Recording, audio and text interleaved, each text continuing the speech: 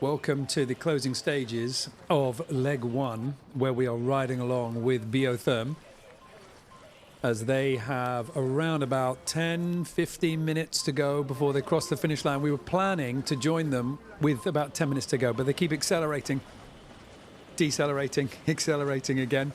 But none of this matters for this team, because where they are and what they've done over the last 4 or 5 days means that they are effectively able to cruise in. I mean, they're not. They're still doing about 12, 13, 14, maybe 15 knots that we saw just a moment ago. But they have got a huge distance between them and between second place, which at the moment is Team Meilhat. But for this team, with what they've been able to do over the last few days, I mean, I'll just show you a little bit the lead here. So the view of the full leg, but what I'll do is I'll come right in close with where they are. So here is a small little BIOTHERM, and they are heading to this finish line just here. The other two boats behind them, Team Meilhat, Paprika, they're still going on that windward, leeward course extension that was put in late last night. So they've already completed 1 lap, and they've got another lap to go. So for Sam Goodchild, as we see him there on the navigational screen, I mean, they're professional racers. So obviously, they've got their eye on the performance. Obviously, Sam's looking around, wondering exactly what to do, but the job's already done.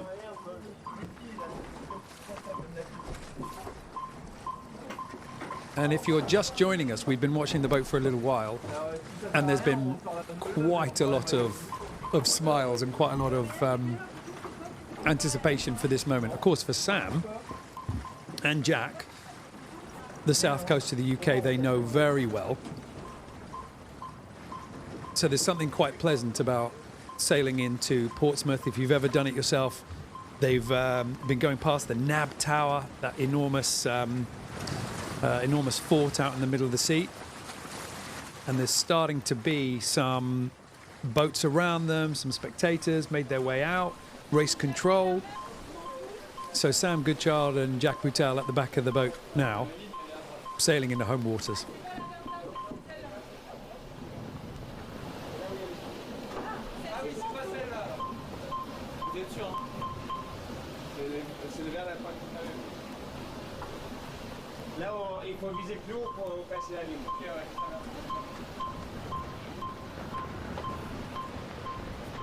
So there's an alarm that seems to be going off on the boat. That's what that beep, beep, beep, beep will be.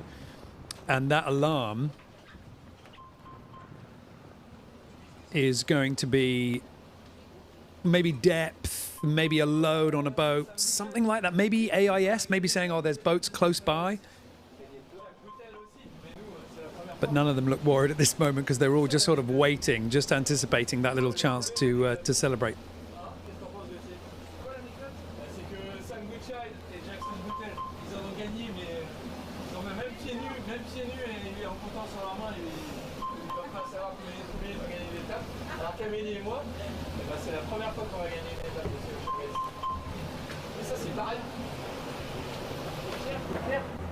Ah ouais, carrément.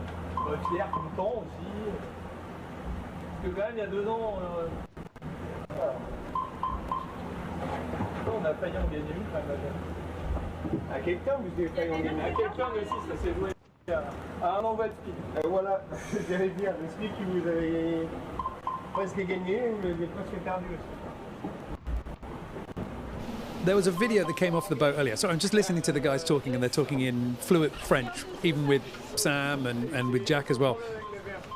There was a video that came off the boat this morning where they were describing what an incredible leg they've had up to this point. And they had a squall that came through, and I'll talk a little bit more about that in a moment. But Paul Meilhat was describing the type of cloud, and he was using the French word for that cloud. And Sam was having that conversation. But Paul was trying to talk in English, and he was asking Sam, oh, what's the English word for this type of cloud? And Sam has become so French, and he's kind of immersed himself in that Amoca world, that he did not know the English word for the French version of that cloud. In fact, he had to look it up on the computer to get that translation. So that's why this team is talking in French, living in French, dreaming in French, and probably going to be celebrating in French as well. In terms of a leg for these sailors, we've got a little while before they get to the finish line. So I'm going to see if it's possible to get the tracker up on the screen in the, nice and big on the screen. Can I get it up bigger? Can I get it up on the full screen? So just to give you a little bit of an idea as to how far these guys have come, we'll take it right the way out. Obviously, it's been a really nice long leg all the way from Kiel. So for BIOTHERM, started well on Kiel and got those maximum 2 points from the bonus gate, and then they just looked really solid all the way up on that northern route. They led the way in these incredible number of maneuvers as the fleet was bouncing through the breeze, trying to stay low to the Dutch coast. Then they blasted through the North Sea, looking really confident, leading the entire way. And it wasn't really until we started to get into the exclusion zones, just off the English Channel, that Paul Meilhat managed to extend and really started to sort of push his way out. And all the way through here, multiple maneuvers as they get down to these narrow corridors of only 3 miles long, starting to feel that real lack of sleep. But somehow they managed to keep the pace up, and they have stretched and they've stretched and they've stretched. And it was around about Dover, Chelsea Bill last night where they got this huge squall, 25 knots that came in, caught them unawares, wind coming from the west, the east, everything, and they had to drop sails, put sails back up.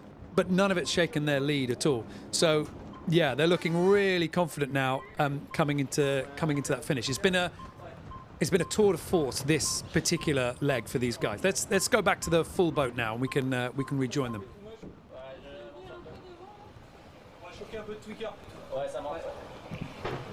If you were watching the ocean race the last time, the round the world edition in 2023, I think for Paul, his list of, if I did this again, I'd do it differently, is incredibly long. He knew, we made that difficult, we didn't have enough support in this area, we had maybe too much in this area, all sorts of stuff. And he's been in Kiel for a whole month, getting all his ducks in a row, getting everything sorted. And as I was saying before, he really calm, really relaxed as he's walking around the Ocean Life Park, interacting with everybody. And a lot of the sailors, a lot of the skippers of other teams were really saying, yeah, got to hand it to BIOTHERM. I'm expecting good things. The boat's good in the sort of average conditions that we'll see. But the sailors, Paul Meilhat, fifth in the last Vendée Globe, phenomenal performance. And with the sailors that he's got with him, Jack Poutel, Sam Goodchild, really strong in that coastal stuff. Clearly it's come together. I mean, early stages of the Ocean Race Europe, I know we're one leg in, but it's really, really come together. Now just 1 mile to go for this team before they're coming into the finish.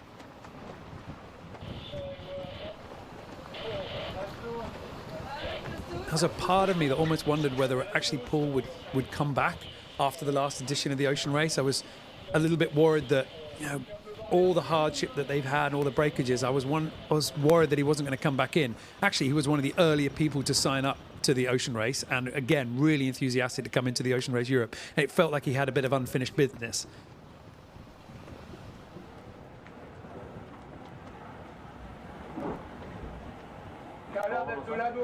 Just pull the tracker in here.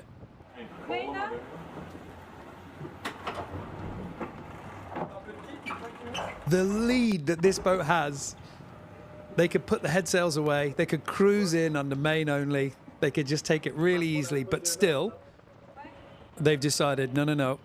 Amelie Grassi on the helm. Got Sam on the computer, monitoring the sensors. Do we need a little bit more load here? Do we need a bit more from the sails, a bit more from the foils?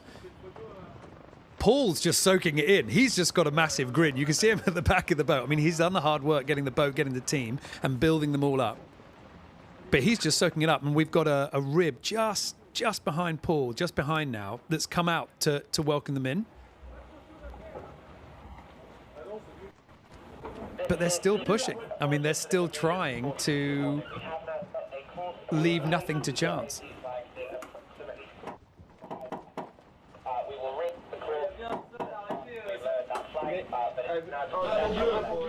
So for anybody that's in Portsmouth or planning to head down that way, or indeed on the water, the finish line, if you know the Solent well, it's at Dean Elbow. It's a big green buoy just outside the two forts that sort of mark the entrance into the Solent. So we're finishing just before it really gets a bit narrow, and then from there it's about an hour, maybe a little bit more, depending on how much celebrating they do to make their way up into Portsmouth. But like I say, it's an area of the world that Sam Goodchild and Jack Boutel know very well. I remember Sam Goodchild sailing in these waters when he was a teenager in a small Ilka, back when it was the Laser, sailing out of Stokes Bay and the wind and the waves. Now he's kind of sailing into the Solent in arguably one of the premier modern boats with all the bells and whistles.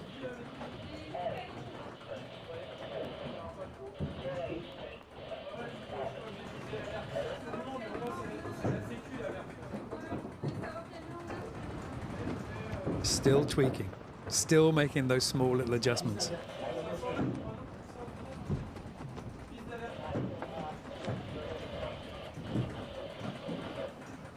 If you do want to catch up on all the twists and turns of this leg, we do have our bi-weekly update show. That's on Warner Brothers, TNT Sports, Discovery Plus, Eurosport, HBO Max. You can find it on there, the Ocean Race Onboard, and that will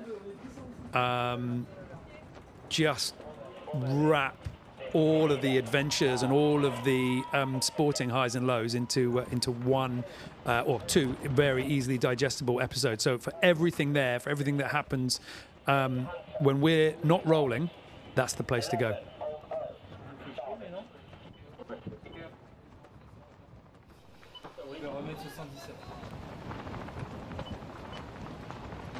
So the scoreboard, and we are waiting for 7 points. You get 7 points if you win the leg, then 6, then 5, and all the way down. But BIOTHERM and Team Paprika have already got some points. They got 2 points. BIOTHERM got 2 points for being the first to cross that bonus gate just out from about 3.5 miles out from Kiel. Team Paprika were second, so they get 1 point. So for 7 points plus 2, obviously it's going to be a really nice lead for Paul Meilhat. I said this the other day when we were riding along on board, but that boat is still looking remarkably clean. You know, they've been on the sea now since Sunday afternoon, and the boat's looking really, really, really neat and tidy. You wonder whether there are some people watching this who maybe live with some of the sailors on board who are thinking, well, you keep the boat tidy, how about you tidy up the hallway?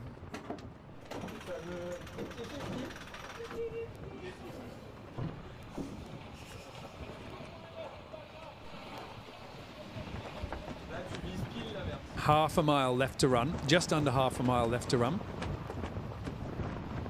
Right now the boat is slowing. It's one of the reasons why they've all been focusing on the sails and doing all that little bit of tweaking.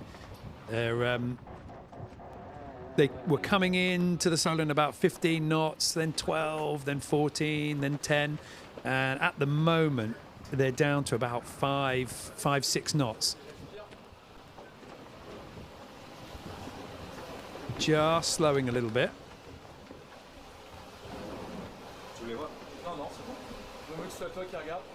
But that look out the back for Jack Boutel. I know he's only looking at the rib and the spectators that have come out, and the race officials that are there to kind of record them across the line. But it will be a long, long way back, right on the horizon, to find the other competitors in the race. Second place. I mean, at the moment, from BIOTHERM to Team Meilhat, it's about 6 miles. But Meilhat's still doing that second lap of the extension. So this is a huge lead. This is an enormous lead. I don't expect Team Militia to be closer than 3 hours, maybe?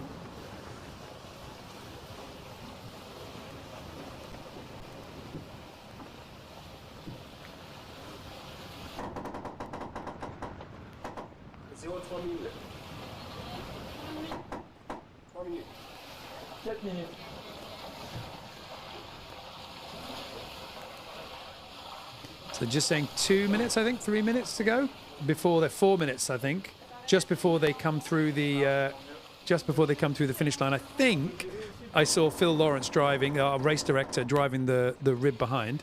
Apologies if that isn't Phil, but if he's not there, he's sat on the finish line, ready to mark them through.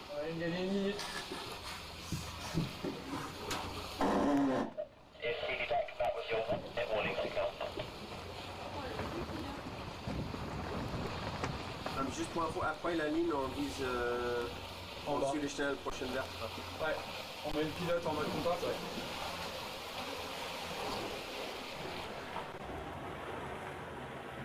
Et on peut pas couper le coin et aller direct au fort. Un petit hook. Ouais, un petit brief. On va surtout mettre le mode compas et on va suivre la verte. Just getting a bit lighter, just starting to slow down. About 1 minute to go now before they'll cross that finish line. And I think it's amazing that we've seen them smile, we've seen them relax, but we haven't yet seen them celebrate. But there is really nothing. They could lose the sails at this point. They could absolutely stop dead in the water and wait for the tide. That's it, cross the finish line. All that hard work done, and that sounds like them being called across the finish line now.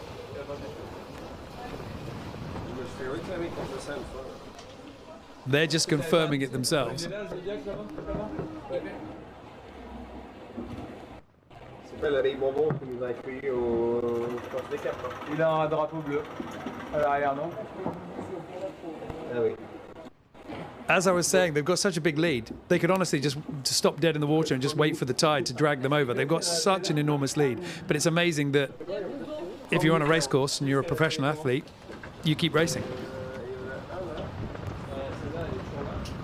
So we think that maybe that call over the radio wasn't them coming through the line. They certainly haven't stopped yet. Jack Boutel looks like he's just having a little look at the back, looking up, just checking on those sails. So they're still pushing.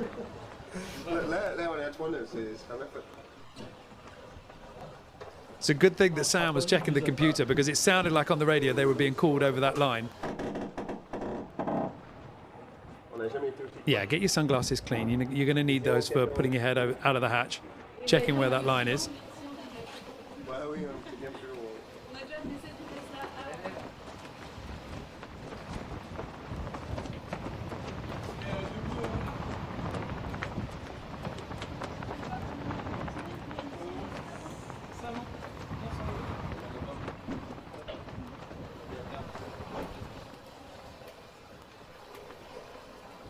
Look at that speed now, 3.2 knots. Really slowed down. Nice little pat on the shoulder from Paul to Jack Boutel. I think Paul really did start to believe it when people were saying, boat's quick, you're quick, you've got a really fast crew. And the atmosphere on board, the vibe on board has been really good throughout this entire leg. I remember Sam Davies was saying when she sailed with Paul and Sagan and all that crew, and the last edition of the ocean race when they were going through the Southern Ocean, she said she had real trouble sleeping, but not because of the wind and the waves and the fear perhaps, but just because of the amount of laughter on board. She'd be in her bunk and the laughter was so loud that she just couldn't get a good night's sleep. And I think we've seen quite a lot of that in this leg as well. It's been really relaxed on board. I mean, not just relaxed, but like jovial. Like they've really enjoyed it.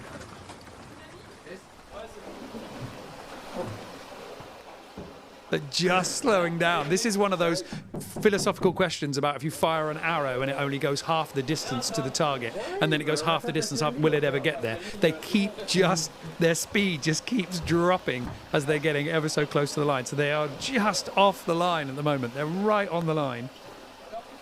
That unfortunately the speed just keeps slowing right down. They're coming up for the photo, I think. Oh, I think that's across the line. Or certainly there's starting to be hugs. It's the first time I've seen them celebrate. I mean, it was a certainty. It was an absolute certainty. This is the first time they've allowed themselves to do any sort of celebration.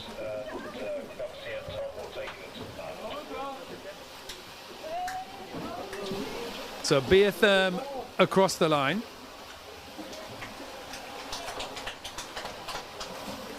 Seven points added to their 2 that they got at the bonus gate. So Paul Meilhat, Sam Goodchild, Jack Boutel, Amélie Grassi have a really nice, solid lead at the top of the scoreboard.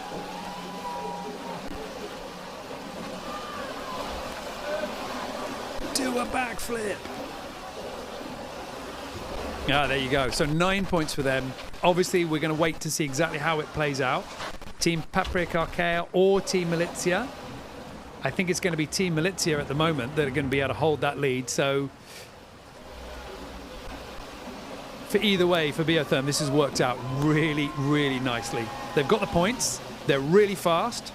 They were completely undaunted. And the boat and the crew held up beautifully to any challenge that they faced over the last few days. I mean, that's a dream scenario for any team on leg one.